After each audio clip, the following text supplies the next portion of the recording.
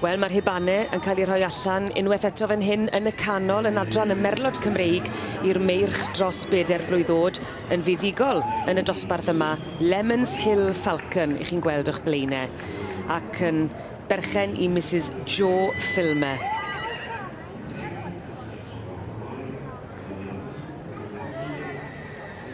Yn ail wedyn ni. Eiddo Sandy Anderson wedi clywed yr enw yn ambarod heddi. Craig Ellen yn dangos Thistledown Breeze Up allan o Thistledown Sea Breeze ar tad Paddock Sahara sydd yn gynnynyllid yma yn y sioe frenhinol. A mae hynny'n braf i weld hefyd yn dywe. Gyda man